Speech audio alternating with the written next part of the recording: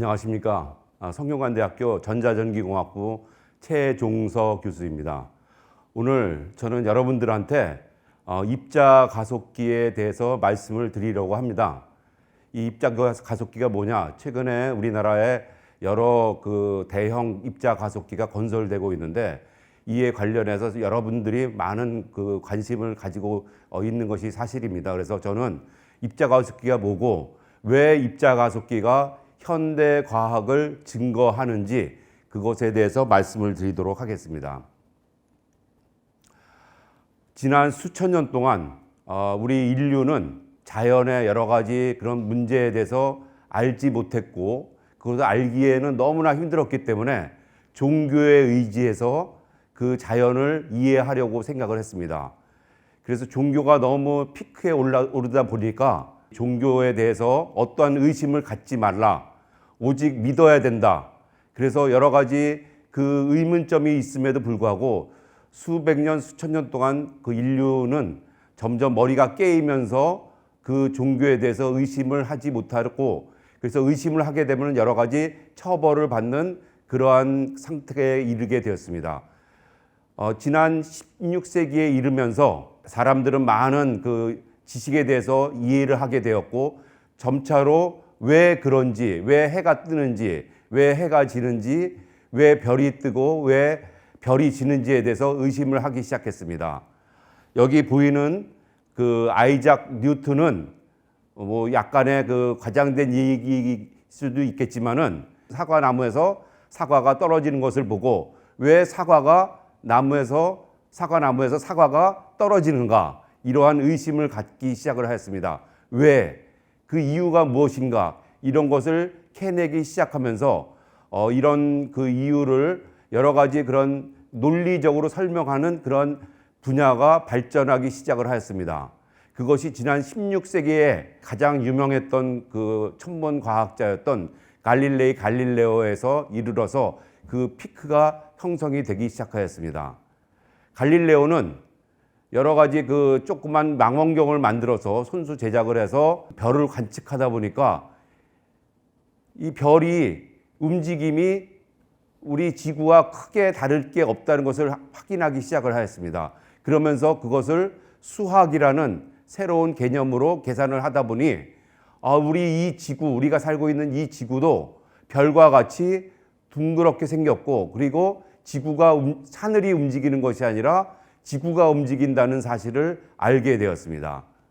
그러면서 지구가 움직인다는 사실을 수학적으로 계산을 하면서 도입을 시작하였는데 그 전까지는 그 많은 영리하고 천재적인 머리를 가졌던 그 수학을 하셨던 분들이 여러 가지 그런 공리라든가 여러 가지 그 계산 방법을 만들어낸 것을 우리 그 종교를 이용하는 그런 지도자들은 이 수학을 쓰지 못하게 하였습니다.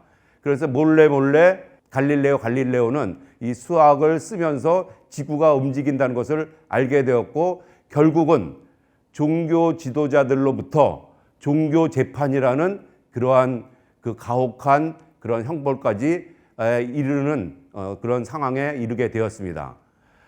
그러면서 수학을 알게 되었고 특히 영국에서는 여러 가지 그러한 그 환경이 보편적인 그런 사실에 대해서 굉장히 그 왕권이라든가 종교권이 약해지는 사이에 과학이 발전을 하기 시작했습니다. 특히 유명했던 이 아이작 뉴턴은 이런 부분을 세밀하게 관찰을 하면서 그 유명한 만유인력의 법칙을 찾아냈던 것입니다. 그리고 프랑스에서도 마찬가지입니다. 프랑스에서도 이 샤를 아우스탱 그 꿀록이라는 분이 전기가 이제 유행하기 시작했는데 전기에 대해서 알기 시작했고 이 전기는 플러스와 마이너스로 나눠진 전하가 있고 이 플러스와 마이너스 사이에서 어떤 이 전하를 띤 이 전하들이 힘의 관계가 있다는 것을 수학으로 풀어내기 시작을 하였습니다. 그것이 그 유명한 쿨롱의 전하 관련된 이 쿨롱의 법칙입니다. 그러면서 면밀하게 자연의 상태라든가 여러 가지 그런 사물의 상태를 규칙이 있다는 것을 알게 됐고 그 규칙성을 탐구하면서 이 사물에 대한 지식이 축적이 되기 시작하였고 그 사물에 대한 지식을 수학이라는 그 명제로 모델링을 하고 그리고 수학이라는 그 공리로 논리를 전개함으로써 여러 가지 다른 현상들도 이해를 하기 시작을 하였습니다. 그리고 이 수학을 통해서 나온 그런 공리들을 다른 실험 방법으로 증거할 수 있는 정말 객관적이고 보편적인 증거물을 제시함으로써 이 과학이라는 새로운 그런 그 분야가 나타나기 시작을 하였습니다. 그래서 좀 전에 말씀드린 바와 같이 갈릴레오는 천문학의 수학을 활용해서 수학의 위상을 높이는 데 공헌을 하였고 그런 것들을 토대로 해서 19세기, 20세기에 많은 깨어있는 천재 과학자들을 통해서 수학의 연역적인 공리로 새로운 사물의, 새로운 자연의 이치를 깨닫고 예측을 하기 시작하였습니다. 이것이 바로 그 이론 물리학이라는 새로운 분야가 나왔으며 그 이론 물리학의 대단한 그 천재들이 나오기 시작한 것은 20세기 초반부터에 이르러서 그것이 활짝 그 꽃을 피우기 시작을 하였습니다. 그래서 20세기에 들어서는 그런 그간에 나왔던 그런 수학적인 그런 예측 분야들이 마크로 시대라고 우리는 보통 얘기를 하는데 힘과 역학으로 이 세상을 전부 다 설명할 수 있을 거라고 생각을 하였습니다. 그런데 20세기에 들어서면서 이것을 깰 수 있는 새로운 기술이 만들어지고 그리고 그 안에 있는 세상은 또 다른 세상이라는 것을 알게 되기 시작을 하였습니다. 이 20세기부터 나온 이런 새로운 과학 분야, 이것을 우리는 현대 과학이라고 얘기하고 이 안에 그 가장 작다는 더 이상 깰 수 없다는 그런 원자, 아톰을 더 깰 수 있다는 것을 20세기에 들어서 알게 되었고 그 원자를 깨보니 그 안에 있는 현상은 우리가 알고 있던 힘과 역학의 만유인력의 세상하고 완전히 틀리다는 것을 알게 되었습니다. 그래서 그 양자역학이라는 새로운 개념의 그런 과학이 도입이 되었고 그 양자역학을 바로 좀 전에 말씀드린 이론 물리학자들이 수학을 통해서 많은 예측을 하기 시작을 하였습니다. 그 유명한 알버트 아인슈타인은 상대성 이론이라는 새로운 수학 전개를 통해서 이 세상의 모든 것이 절대적인 것이 아니라 어떤 다른 것과의 비교에 의해서 형성이 되는 것이고 그 중에서도 기준점은 무엇이냐? 바로 빛이다. 그래서 이 세상의 모든 자연을 포함해서 빛보다 더 빠른 것은 없다라는 것을 기준으로 해서 모든 새로운 물리의 그런 영역을 개발을 하였습니다. 그래서 그 아인슈타인은 일반 상대성 이론과 그리고 그 특수 상대성 이론을 만들었는데 그 이론들은 전부 다 수학적인 공리에 의해서 전개된 사실입니다. 베르너 칼 하이젠베르그입니다. 베르너 칼 하이젠베르그는 이 세상에 존재하는 것이 다 똑같지 않다는 것을 알게 되었습니다. 알고 보니 이게 굉장히 허무한데 존재하는 것이 파장으로 이루어져 있고 그것은 공간도 변할 수 있고 물체도 변할 수 있는 그러한 이 소위 말하는 그 하이젠베르그의 그 불확정성 원리라는 것을 수학적으로 표현해서 그 결과를 수학적으로 나타냈습니다. 그것이 바로 베르너 칼 하이젠베르그의 불확정성 원리입니다. 수학으로 그것을 유도를 하였습니다. 무궁화 꽃이 피었습니다라는 주인공인 이희소 박사와 와인버그 박사, 이분들도 그 유명한 천재 수학자입니다. 단 수학으로만 한 것이 아니라 물리의 현상을 수학으로 표현한 천재 물리학자이며 수학자들입니다. 이들은 둘이서 무엇을 수학으로 유도했느냐? 다크매터, 즉 암흑물질, 우주에 보니 시간을 멈추게 하는 그런 물질들이 있다. 그것을 수학으로 찾아냈습니다. 그리고 마지막으로 그 피터 힉스라는 사람이 이 세상의 모든 입자들, 가장 작은 입자들, 그래서 우리가 존재하는 것은 원래 전자기파로 존재하는데 이 전자기파로 있으면은 아무 무게도 없고 이렇게 보이지도 않고 그리고 우리가 만질 수가 없는데 여기에 만질 수 있게 하고 무게를 주는 그러한 입자가 있다. 그 입자가 만들어낸 그 필드 안에 그 물체가 들어갔기 때문에, 웨이브가 들어갔기 때문에 그 웨이브는 무게, 질량을 가질 수 있다는 그 소위 말하는 힉스 입자를 수학적으로 만들어냈습니다. 찾아냈습니다. 그런데 문제는 이런 것들이 전부 다 수학으로만 계산이 돼서 존재를 찾아냈지 이게 진짜로 보일 수 있느냐? 그러면은 우리가 뭐를 해야 되냐면 이것을 보일 수 있는 장치를, 기계를 만들어내야 됩니다. 그 기계를 만들어내는 것이 바로 입자 가속기입니다. 그래서 이미 1960년대에 이러한 천재 물리학자, 수학자들은 이러한 표준 모형이라는 모든 이 세상의 물질의 근원을 찾아내서 쿼크와 글루온이라든가 보존이라든가 이런 것들을 찾아낸 것입니다. 그래서 그것을 우리 1960년대, 70년대를 거치면서 입자 가속기를 만드는 엔지니어와 기술자 그리고 과학자들이 이것을 하나씩 실제로 보여주는데, 그 보여주는 것이 바로 입자 가속기 물리연구소에서 그것을 찾아내서 보여줬습니다. 그 유명한 페르미 연구소라든가 그리고 브루크하벤 내셔널 랩 같은 비엔엘 연구소, 그리고 스위스 제네바에 있는 썬이라는 유럽 공동 핵물리 연구소 같은 데서 가속기를 만들어서 그것을 보여주기 시작을 했습니다. 그래서 보시는 바와 같이 쿼크라든가 여러 가지 그런 그 렙톤 같은 그런 입자들은 전부 다 찾아냈고요. 그리고 정말 어려운 것은 이런 쿼크라든가 렙톤 같은 것들은 현재까지 이렇게 존재를 하는데 커다란 힘을 줘야지만 나타나는 그 입자가 있는데, 그것이 바로 그 WG 보존과 힉스 보존 그리고 글루온 같은 것들입니다. 이것을 찾는 것은 너무나 힘들었는데 그것을 가속기로 만들어서 찾아냅니다.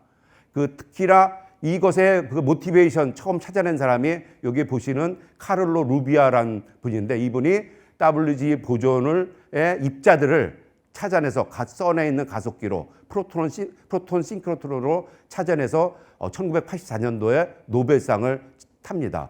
1983년도에 그것을 찾고 1984년도 그 다음 해에 바로 노벨상을 탈 정도니까 이 발견이 어마어마한 것이라고 우리는 미루어 짐작을 할 수가 있는 것입니다. 제 사진에 보시면 제 맨 왼쪽이 저고요.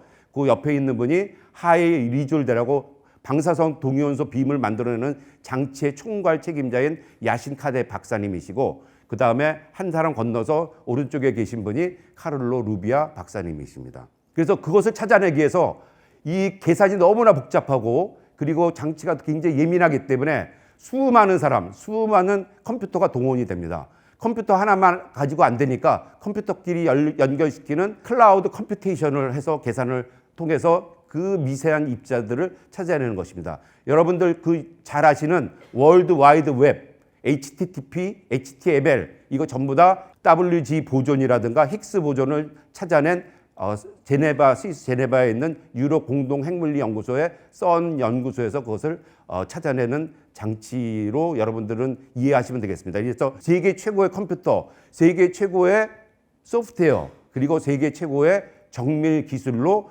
그 말씀드린 보존들을 찾아냅니다. 그래서 이러한 그 초전도, 감히 상상할 수 없는 그 초전도의 가속기를 만들어서 이와 같이 스위스의 유일한 평야지대인 제네바 지역에 이 원주 길이 26km의 지하 100m에 파서 그 장치를 넣어서 그 장치 아래서 이 프로톤과 프로톤을 충돌을 시켜서 아까 말씀드린 그러한 그 힉스 보존 같은 것을 찾아냅니다. 그래서 가속기만 있으면 되느냐? 아니죠. 센서가 있어야 되죠. 힉스를 찾아낼 수 있는 센서. 그 센서란 것은 인류가 여러분 아시다시피 우리 몸에서도 센서가 있지 않습니까? 오감이라는 센서. 보고, 맛보고, 피부로 느껴지고 무게를 할 수 있는 그런 센서처럼 이 세상의 모든 물질을 찾아낼 수 있는, 감지할 수 있는 그런 센서. 아틀라스라는 센서와 그리고 CMS라는 센서를 혹시 못 찾아낼까 봐 두 군데 만들어 놓고 그것을 찾아내기 시작합니다. 이 아틀라스의 센서는 무게가 무려 4,300톤이라는 그런 어마어마한 무게를 갖고 있고요. 그다음에 CMS 센서도 약 3,000톤 이상의 어마어마한 무게를 내리면서 밑에 그림에서 보시는 바와 같이 이런 그 힉스 보존을 동시에 찾아냈습니다. 그러면서 이것이 이제 아틀라스에 있는 센서인데 그 밑에 보시면은 그 사람이 얼마나 작고 센서가 얼마나 큰지를 볼 수가 있습니다. 그 찾는 순간 전 세계에 그 여기는 썬 그 강당에서 그 힉스 보존이 디텍션하는 것을 보는 과정인데, 그것을 보고 모두 다 우리가 그 질량을 주는 입자 보존, 힉스 보존을 찾아냈다. 힉스 입자를 찾아냈다. 그것이 바로 질량을 주기 때문에 존재를 나타내는 것이고 존재를 줄 수 있는 것은 신이다. 그래서 가스 파티클이라는 그런 별칭을 가질 수 있는 힉스 입자를 찾아내는 것입니다. 그래서 이 힉스 입자를 찾아내는 그 장치는 뭐냐? 입자 가속기입니다. 입자 가속기는 바로 전기장을 이용하는 장치입니다. 그래서 전위차, 우리 여러분들 전기에 불을 비치려면은 220V 전위차, 전압을 가져야 하듯이 바로 입자들의 전위차를 이용해서 전기장 안에 넣으면은 입자가 빠른 속도로 이동을 하게 되는데, 보시는 바와 같이 우리가 100V의 전위차를 갖게 되면은 하전 입자가 플러스 하전 입자가 플러스에서 밀어내는 것을 100V의 속도로 마이너스 전극에 달라붙게 됩니다. 그 속도에 가진 전기 에너지, 운동 속도를 우리는 전기 에너지의 단위인 일렉트론 볼트를 쓰게 되고 100 일렉트론 볼트의 에너지를 가지는 운동 속도를 가진 하전 입자다라고 얘기를 하는 것입니다. 그래서 빛만큼 빠른 운동 속도를 가지려면 매우 높은 그러한 그 에너지를 가져야 되는데, 단위는 일렉트론 볼트이고 킬로 일렉트론 볼트, 메가 일렉트론 볼트, 기가 일렉트론 볼트, 테라 일렉트론 볼트까지 지금 만들어 놓은 상태입니다. 그리고 그 하전 입자들의 단위는 암페어라는 전기 단위를 쓰게 되는데, 그거는 이제 암페어가 너무 크기 때문에 그것의 10의 마이너스 9승분의 1인 나노 암페어, 10의 마이너스 6승 암페어인 마이크로 암페어, 그리고 10의 마이너스 3승 암페어인 미리 암페어라는 단위를 쓰게 됩니다. 그래서 이 전위차를 만드는 방법에 따라서 직류 고전압 교류 전기장에 의해서 만드는 RF 가속기, 이런 것들을 만들어내는 겁니다. 그래서 아시다시피 원자력, 입자물리, 핵물리 이런 걸 하는데 전자전기공학부 교수인 제가 이 장치를 만드는 사람입니다. 왜? 이 장치가 전기장치이기 때문에 그렇습니다. 그래서 하전 입자의 종류에 따라서 전자가속기, 양성자가속기, 이온가속기, 그래서 이온에는 그 경이온과 중이온들이 있습니다. 그래서 또한 가속기는 형태에 따라서 길게 늘어뜨리면은 선형가속기, 원으로 일정한 면적 안에서 그것을 만들기 위해서 원으로 만들어내면은 원형 가속기라는 것을 우리는 가속기를 분류할 수가 있겠습니다. 고압 전기장은 만들기가 힘들기 때문에 얼마 그 100만 볼트 이상을 만들기가 힘듭니다. 그래서 이것을 더 높은 전압, 킬로볼트, 메가볼트, 그다음에 말씀드린 기가볼트, 테라볼트를 만들려면은 뭐를 이용하느냐? 여러 개를 협동이 필요한 겁니다. 그래서 여러 개의 메가볼트를 만들어서 조합을 해가지고 만들려면은 고주파 전기장이 필요합니다. 그래서 아까 보시다시피 그 LHC 선에 있는 가속기가 26kb나 되는 것은 12테라볼트를 만들기 위해서 많은 전기들을 만들어내는 것입니다. 그래서 롤프 위더레가 그것을 처음으로 얘기를 했습니다. 박사과정 논문으로. 근데 그 당시에 아무도 그 사실에 대해서 인정을 못했습니다. 기성의 그 과학자들이. 그런데 그것을 눈여겨본 사람이 누구냐? 미국의 버클리 대학 저 젊은 교수였던 어네스트 올란도 로렌스입니다. 이 로렌스가 그 위더레가 창안했던 전기장을 이용해서 이 사이클로트론이라는 조그만 가속기를 만들어냅니다. 여기 위에 보시는 그림에 있는 그 사이클로트론 모형이 약 길이가 17cm 정도 되는 노쇠로 만든 건데, 이것을 통해서 우리 인류는 인공으로 방사성 물질을 만들어내는 그 초유의 일을 겪게 됩니다. 그러면서 이 사람이 그 방사성 물질을 만들어내고, 그것을 통해서 우리가 몸 안에 있는 높은 에너지를 가진 입자들은 몸을 뚫고 들어갈 수 있기 때문에, 그래서 그 안에 모양도 찾아낼 수 있고, 그리고 어떤 병소가 있으면 그것을 치료할 수 있다는 것을 어네스트 올란도 로렌스는 그것을 확신을 가지고, 본인의 어머니가 그 당시에 암에 걸리셨는데 자기가 만든 사이클로트론으로 방사선 치료를 해서 어머니가 82살까지 생존하시게 만들었습니다. 그래서 그 후에 이 미국에서는 그 더 큰 사이클로트론을 만들어냈고, 이 사이클로트론을 만들 즈음에 뭐가 일어났냐? 바로 세계 2차 대전이 일어났습니다. 그래서 핵에 대해서 너무나 잘 아는 사람들이 다 누구냐? 이 가속기를 만든 핵물리학자들이고 가속기 물리학자들이어서 이분들이 그 소위 말하는 원자폭탄을 만드는 주인공이 됐고, 2차 대전을 미국과 연합국의 승리로 만드니까 결국은 그분들한테 많은 돈을 줘서 이분들을 정부로부터 많은 지원금을 받아서 어마어마한 가속기들을 계속해서 만들어냅니다. 여기 보시면은 가속기가 얼마나 큰지 전자석 위에 저 까맣게 달라붙어 있는 사람들이 전부 다 그 참여했던 그 연구원들입니다. 그래서 이런 커다란 가속기들을 계속 만들어냅니다. 일본도 미국과 유럽이 하니까 일본도 원자폭탄을 만들려고 그 가속기 리켄에서 가속기를 만듭니다.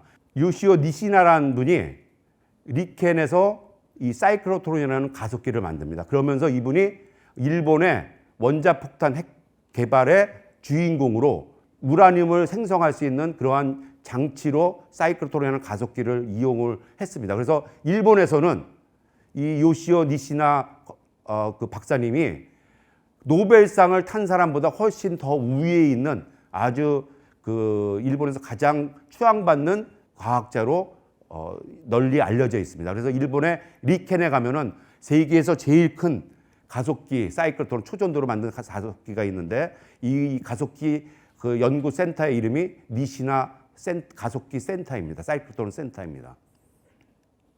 우리나라는 어떻게 됐느냐? 1984년도에 방사선 치료를 위해서 사이클로트론을 스웨덴으로부터 도입을 하게 됩니다. 사실은 제가 그 사이클로트론을 만드는 엔지니어로 처음 참여를 하게 됐습니다. 그 사이클로트론을 도입한 이유는 그 당시에 한국원자력 연구소의 원자력 병원장이신 윤택구 박사님이 그 미국의 어네스트 올란도 로렌스 박사님과 이 윤택구 박사님의 아버님하고 그 2차 대전 전에 미국에서 많이 계속 만나면서 그 아버님이 그 유명한 그 초대 한국 우리나라 정부의 원자력원 그 장관을 지내셨는데 서울대 학교 총장도 지내시고 그분으로부터 계속해서 사이클로트론의 중요성, 의료의 이용성에 대해서 말씀을 들으시고 원자력 병원장이 되자마자 그 사이클로트론을 도입을 하셨습니다. 이게 이제 전데요. 그래서 그 25살 때 사이클로트론을 오퍼레이션하고 메인티넌스를 하기 위해서 이 한국원자력연구소에 들어가서 이 사이클로트론 일을 시작을 하였습니다.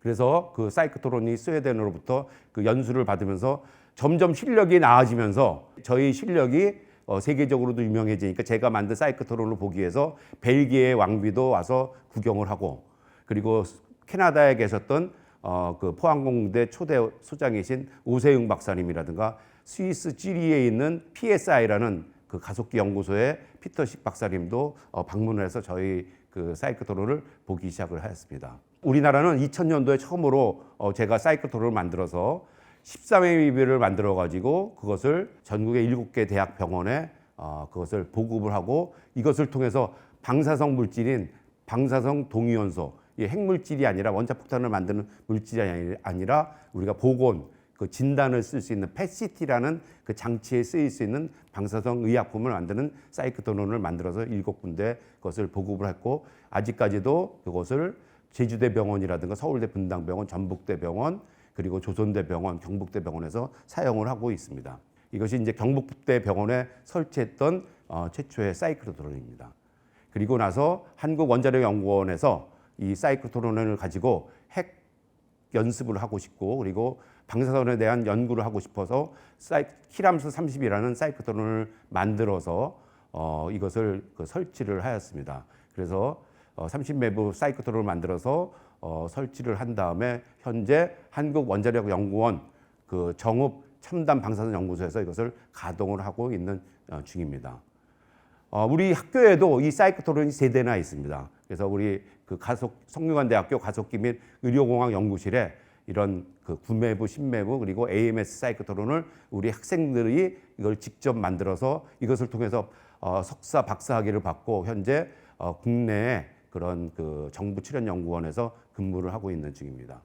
양성자 이온빔 가속기 사이클로트론뿐만 아니라 저희는 그 리낙 선형 가속기도 전자 선형 가속기로 만드는데 그 전자 선형 가속기는 바로 이러한 그 방사선 치료, 암 치료를 위해서 이것을 활용하는 것입니다. 그래서 가속기는 그런 새로운 과학, 자연의 진리를 증거로 보여주는 장치이기도 하지만은 새로운 약을 만들어내는 그런 방사성 의약품을 만들어내는 장치이기도 하고 그리고 X선이라든가 다른 이온빔을 만들어서 인체에 직접 조사를 해서 암을 치료하는 장치이기도 합니다. 현재 우리나라에 최근에 이 가속기, 제가 처음에 사이클트론을 시작을 했을 때는 우리나라가 너무 가난해서 사이클트론 가속기 하는 사람이 제가 우리나라에서 유일했습니다. 그런데 지금은 우리나라 선진국에 돌입했지 않습니까? 그래서 우리나라에 가속기가 엄청 늘어나기 시작했습니다. 그 유명한 가속기 중에 하나가 포항 방사광. 이 포항 방사광은 250m짜리 선형 가속기를 만들어서 타겟에 표적물에 그 전자빔을 높은 에너지 전자빔을 충돌을 시키거나 전자빔을 비켜나가게 만들면 직선 방향으로 X선이 나오는데 그 X선을 가지고 세포라든가 분자라든가 이런 거를 볼 수 있는 현미경 같은 역할을 할 수 있는 그런 X선 발생 장치입니다. 그래서 포항 방사광이 있어 1995년도에부터 가동하기 시작을 했고요. 그리고 2005년도에 포항에서 그거보다 더 센 X선, 어느 정도로 센 X선이냐? X선은 일반 X선은 빛처럼 이렇게 퍼지니까 그것을 좁혀줄 수 있는, 초점화시킬 수 있는 레이저 같은 그런 X선을 만드는 프리 일렉트론 레이저 가속기, 길이가 600m 정도 됩니다. 그래서 가속기를 만들어 냈습니다. 그리고 한국원자력연구원에서는 아주 더 높은 전류를 가질 수 있는 그런 선형 가속기를 만들었고요. 현재 대전 신동단지에 기초과학원의 중이온 가속기를 현재 제작을 하고 있습니다. 이 중이온 가속기에 들어간 비용이 약 한 1조 5천억, 2조 가까이 현재 들고 있습니다. 저는 그 궁극의 그 가속기로 꿈이 이런 것을 하고 싶습니다. 왜냐하면 양성자 치료용 초전도 가속기 사이클트론. 그래서 아주 컴팩트하게 만들어서 양성자 빔을 그 병원 치료실에서 넣어서 암 환자들의 그런 아픔을 해결해 줄 수 있는 그런 사이클트론 가속기. 그리고 탄소로 이게 양성자보다 좀 더 양성자로 치료할 수 없는 그런 그 흑색종 같은 그런 특별한 암이 있습니다. 그래서 암을 치료하는 탄소 이온 치료기라든가.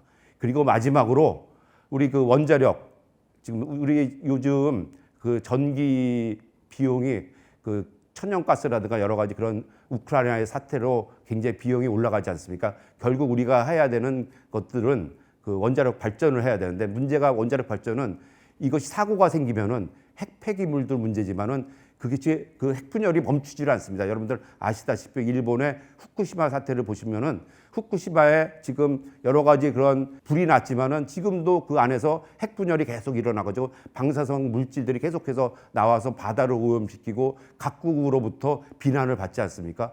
그런 거로부터 자유로울 수 있는 원자력 발전, 그것이 바로 뭐냐면 토리움 원자력 발전입니다. 그래서 가속기로 높은 중성자를 만들어내서 토리움에 조사를 시키면은 토리움에서 뭐가 나오냐? 우라늄 233이 나오고 그 우라늄을 핵분열시켜서 원자력 발전을 할 수가 있습니다. 만약에 지진이라든가 해일이 일어나서 발전소가 문제가 생겼을 경우에 그 가속기가 정지가 되면은 그 우라늄이 발생하지 않고 토리움만 있기 때문에 그 원자로 내에는 우라늄이 없고 토리움만 존재를 하고 일부 이미 만들어진 우라늄의 폐기물들은 물론 있겠죠. 그래서 그렇게 되는 가장 이상적인 꿈의 그런 원자력 발전을 할 수 있고, 이것을 통해서 인류한테 우리가 깨끗한 에너지를 줄 수 있다는 것입니다.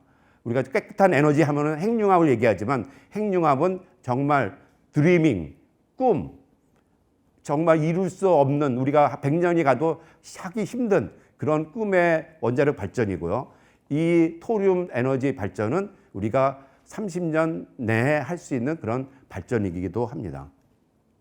예, 오늘 저는 그 현대 과학을 그 증명해 보일 수 있는, 눈으로 보여줄 수 있는, 그리고 만지게 해줄 수 있는, 그리고 확실한 증거를 만드는 이 장치인 입자 가속기에 대해서 말씀을 드렸습니다. 그래서 다시 한번 말씀드리지만 입자 가속기는 그런 자연의 오묘한 그런 진실을 보여주는 것뿐만 아니라 말씀드린 바와 같이 우리 인류의 가장 공적인 암을 치료해 줄 수 있는 약품이라든가 치료의 수단으로 이용할 수 있는 장치이기도 합니다. 그래서 여러분들 병원에 가보시면은 치료 방사선과 핵의학과 이런 데 가면 다 이런 가속기들이 다 붙어 있고요. 또한 여러분들 그 깨끗하게 소독해주는 장치, 엑스레이로 소독을 많이 하는데 일부 사람들은 X선이 마치 어떤 사람들한테 방사선을 악영향을 준다고 생각하지만 X선은 또 다른 방사선을 만드는 그런 빛이 아닙니다. 바로 거기서 그 소독을 해주는, 여러분들 식당에 가보시면 그 수저들 보면 UV, 소위 말하는 자외선 그 소독하듯이 그거보다 더 소독이 잘 되는 파장이 짧은 빛이 바로 X선입니다. 그래서 X선으로 여러 가지 폐기물들을 다 소독을 하고요. 그리고 여러분들 타이어 공장이라든가 전송 공장 같은 데 가보시면은 이런 가속기를 전부 다 이 절연율을 높여주는 장치들이 다 안에 숨어 있습니다. 그런데 우리가 그 얘기를 잘 못하고 있습니다. 왜? 높은 에너지는 방사선을 만들기 때문에. 그런데 높은 에너지로 만드는 방사선이 해가 되느냐? 그런 개념입니다. 종교적인 믿음입니다. 사실은 우리 인류는 이미 태양으로부터, 태양이라는 가속기로부터 많은 이온빈과 X선과 다른 방사선들을 이미 맞고 태어나고 자랐기 때문에 어느 일정량 이하에서는 아무렇지도 않다는 것을 여러분들한테 말씀을 드리면서 제 지루한 그 강의를 그 열심히 경청을 해주셔서 다시 한번 감사의 말씀을 드리겠습니다. 이 두 가지 사진은 제가 25년 동안 한국원자력 의학원에서 일을 했었던 젊은 과학자들하고 사이클트론을 만들었을 때 사진이고, 또 2008년도에 제가 학교로 와서 대학원생들하고 많은 가속기들을 만들었을 때 지금 약 한 20년 동안 이제 근무를 하는데, 그래서 저는 통틀어서 약 40년 정도를 사이클트론 가속기 이것을 평생을 일을 했습니다. 그래서 이 평생의 일이 앞으로 더 발전하고 그리고 융성해서 우리나라가 선진국으로 도입하면서 가속기도 주도할 수 있는 그런 현대 과학의 주도권을 가진 한국이 되기를 희망하면서 오늘 강연을 마치도록 하겠습니다. 감사합니다.